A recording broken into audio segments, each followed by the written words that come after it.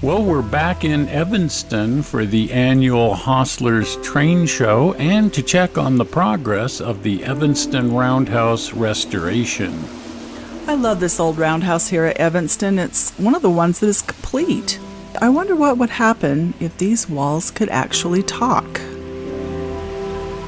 If you recall from last year's show, Evanston was given a huge grant to get this restoration done for 2019. We come up every year for the Hostlers Train Show, which happens right here in the Roundhouse. From the time I was a little girl, I grew up around this sort of thing, and abandoned tracks and things like that were always around. I always wondered, where it went and the story behind it. And there's a lot of story to be told. The Roundhouse at Evanston actually started at this location called Wasatch, which is right at the summit of Echo Canyon. But the winters here are so severe, they opted to move the roundhouse construction a few miles further up the line to Evanston. Wasatch remained as a watering stop. It looks like the tank is still in use. A lot of this is brand new plumbing.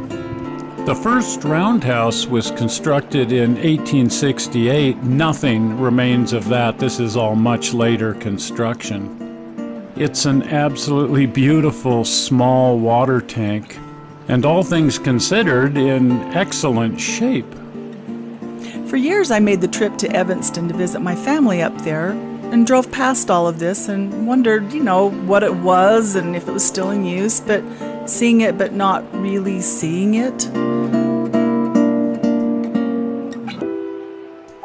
And there's this incredibly interesting abandoned track. So of course we had to walk down that and check it out. And boy, did we find some interesting stuff. Judging from the cinders, locomotives must have spent a good deal of time parked on this track.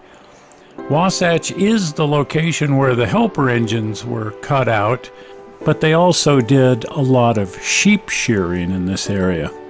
It's a hodgepodge of newer ties and older ties.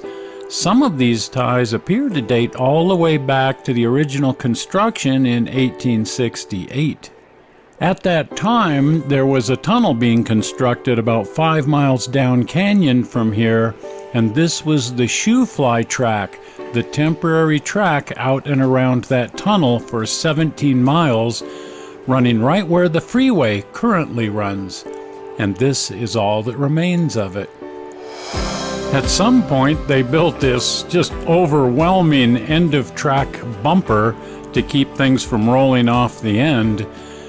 I tend to think even a big boy would have had trouble pushing this thing over.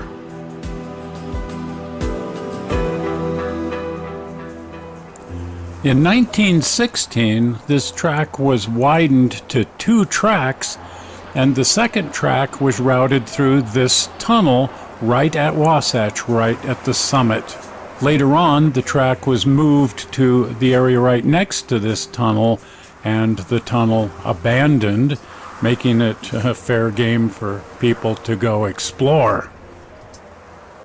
To see this tunnel from the freeway is one thing, but boy, to stop and visit it, go inside, that's another. It's a little intimidating.